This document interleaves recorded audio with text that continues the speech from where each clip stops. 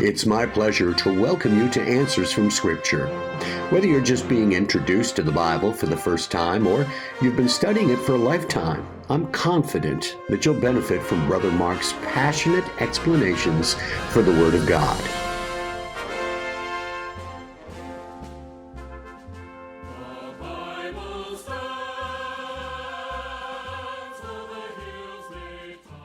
Hey, welcome back, family. It's good to see you again. I'm your host, Brother Mark. This is Answers from Scriptures, and the question today is a sobering one. Can a loving God call for genocide? Or maybe how can a loving God call for genocide? Because we know the fact that he did. If you understand the flood, for example, every man, woman, and child wiped out of the face of the earth except for Noah and his family. That would be called genocide. Or how about this verse in Deuteronomy 20, beginning of verse 16, but of the cities of these people, which the Lord thy God doth give thee for an inheritance, thou shalt save alive nothing that breatheth, but thou shalt utterly destroy them. And then he names the groups. That's genocide. God called for genocide. Now, we're going to, I think, explain that in a bit, but how can a loving God call for genocide? I want to tell you a story. We were staying for a short time in a place that was just really filthy. The people that were in it before we were apparently hadn't kept it up, and we were there just a brief time. But I was sitting one morning reading my devotions, and as I was reading my devotions, I saw something I'd never seen before. It was crawling by on the carpet. It was a cockroach. And immediately I moved my foot and I stamped the life out of that cockroach, and I killed it. Now, that's my confession to you today. I killed that cockroach. There was no arrest made. I was never questioned. I was never put in jail. In fact, I don't anticipate being arrested or questioned. And that was many years. Now the statute of limitations, I'm sure, has expired on that particular cockroach killing. You say, well, what are you saying? I'm saying I never even felt remorse.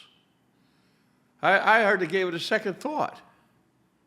When a mosquito lands on my arm and I slap it and it dies, I don't even give it a second thought. Don't think about it. Now, why? Well, for one reason, I'm 1,000,000 times smarter than that cockroach. I'm 1,000,000 times more intelligent than that mosquito. And I'm a whole lot bigger and heavier and stronger. And we think nothing of it because of our greatness compared to the littleness or the insignificance, as it were, of the insect world. And yet what we fail to understand, God's so much greater than we are. His greatness compared to ours is far more than our greatness compared to the mosquitoes. His intelligence compared to ours is far greater than our intelligence compared to a cockroach. No, we don't even question somebody when they kill an insect. And yet we want to shake our fist at God and say he has no right to take the life of a man. I want to give another illustration. There are many movies that are made. I don't watch these kind of movies, but I read about them. And many movies have been made where in the movie some multi-billionaire oligarch begins to build robots that are going to be the future soldiers, and they're going to lead society, and they're going to protect and guard him and his wealth, but they're also going to work as his servants in his kingdom that he establishes. And near the end of the movie, or perhaps halfway through the end of the movie, these robots began to grow exponentially in their artificial intelligence until they get too big for their britches, as it were, and they decide to turn on their master. And what does he do? He calls out every last resource he can afford to destroy his own creation. And no one ever questions the justice of that. If he made the robot, he can kill the robot. Now think about that. Not only is God immensely greater than we are, but God's the one who made us. See, it's not the same. We're comparing apples to oranges. If you say, is it man's right to kill arbitrarily? No, never. Could God kill someone? Well, that's a completely different story, isn't it? Completely. He's the one that made us. He's the one that gave us life, and he has every right to take our life. There's some other things to consider. The people that died in the ensuing wars after God would give such a command as this, how many of them deserve to die?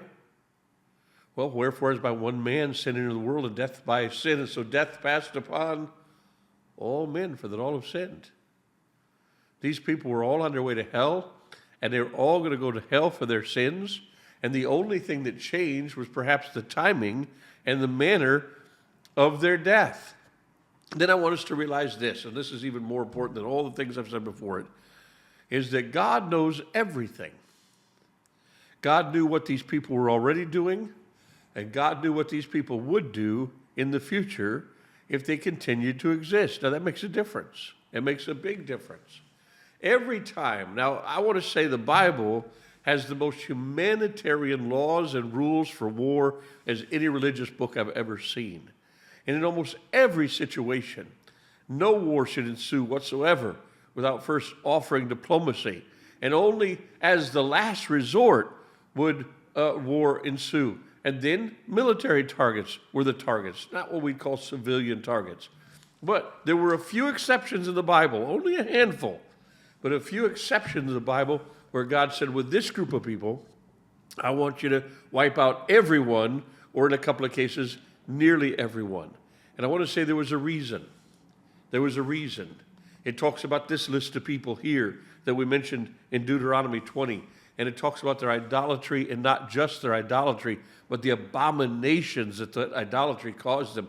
All of these people, in fact, these people groups in another chapter of Deuteronomy are painted as people who hated God. They hated God. And they were committing abominations with their idolatry. For example, causing their children to pass through the fire, their little children to burn to death as sacrifices to Molech. Now that's the type of people that God said, wipe them out. Wipe them out.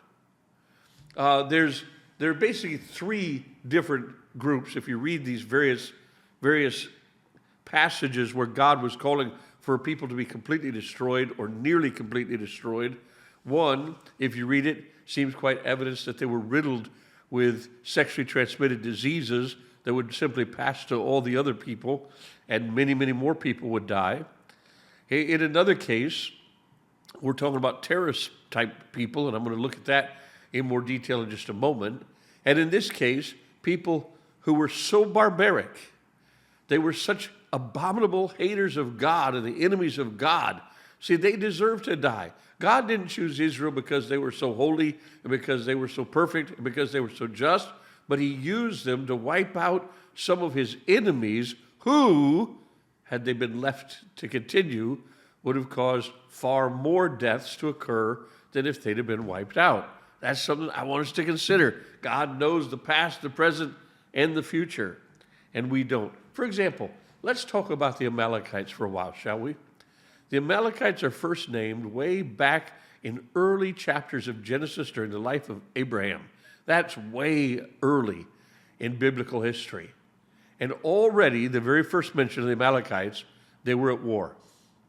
And then they're mentioned throughout the Old Testament over and over and over again, and almost without exception, every time you read about the Amalekites, they were at war. But not only were they at war, but the way that they fought. Now, God knew what kind of people they were. He said in Exodus, for example, that he was going to have war with Amalek generation after generation. But what kind of war did they commit? They were terrorists at war. They were cowards in war. I want you to look at Deuteronomy chapter 25, just a couple chapters later, beginning of verse 17. Remember what Amalek did unto thee by the way, when you were come forth out of Egypt? How he met thee by the way, and smote the hindmost of thee, even all that were feeble behind thee, when thou wast faint and weary, and he feared not God. Now, Amalek and the people of the Amalekites, I said way back in the days of Abraham, they were already fighting wars. Now, hundreds of years later, when Moses leads the children of Israel out of Egypt, the Amalekites lie in wait. And what do? Do they attack right up front? No, they wait till the entire group has gone by. And then they attack from behind. Well, when you have a large group traveling together, who's in behind? The pregnant women, the handicapped, the elderly, the smallest children, the people who can't keep up, the most feeble are the ones that are behind. So here the Amalekites, they wanted to have war with Israel.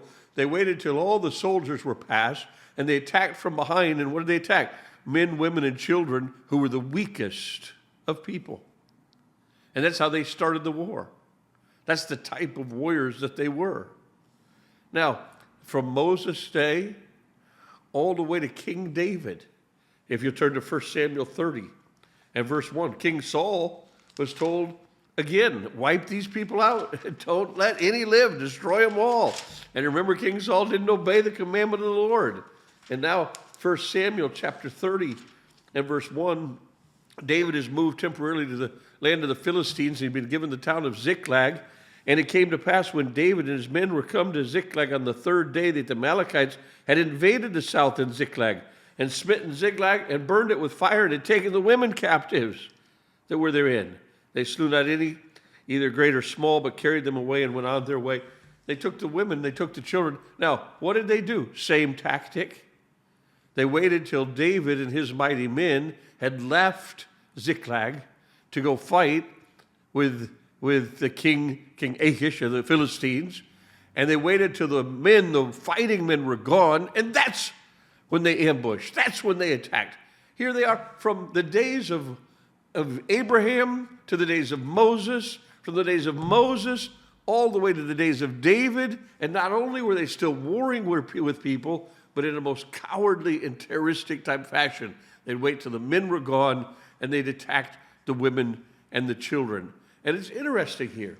These people weren't wiped out until finally about the time of King Hezekiah, about 770 BC. They had for over 1,100 years been killing people. Now, this is what you should think about. You talk about that loving God, right? If the people had obeyed the voice of that loving God, how many thousands of lives of women and children would have been spared? You see, we don't think about the fact that God knows everything. And here, the atheists, they like to have it both ways, don't they? For example, they'll look at some school shooting where maybe 10 students are shot, and they'll say, God knows everything in advance. Why didn't God kill that shooter on his way and stop him and save the lives of the 10 who were shot? And then, if God tries to prevent the life of thousands to be taken by wiping out a group of people in advance, they say, oh, how can a loving God call for genocide? It doesn't matter what God does, they're going to attack him. And that's the problem. People don't realize, hey, your morality is the cockroach morality compared to God. You have no right. The only intelligence you have is the little bit that God gave you, and compared to his intelligence, that's nothing. Who are you to tell God what's moral and right?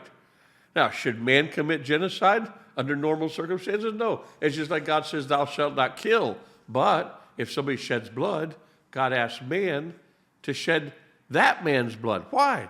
Because he's disregarding the life of man. And if you leave him alone, he'll continue to murder. And you take his life to spare the life of others. Well, the people groups where God called on his people to wipe out those people groups were groups that were continuously, in barbaric ways, an abomination, enemies of God, the haters of God, and were taking the lives of men, women, and children, the innocents, the elderly, the handicapped, like a bunch of terrorists. And if God's people would have obeyed him and wiped them out when he told them to do so, thousands and thousands and thousands of lives would have been spared. Now, why and how can a loving God call for genocide? Because God knows best. God always knows best. You don't, but you're not the judge. You're not the arbitrator of all things moral. God has the final answer. He created us. All those people were going to die and go to hell either way. He only chose the timing to change to spare the lives of many others. I hope that helps you understand it and maybe be able to explain it to someone else. And then I think we'll have a less morose topic, I hope, on the next week. God bless you. We'll see you next time.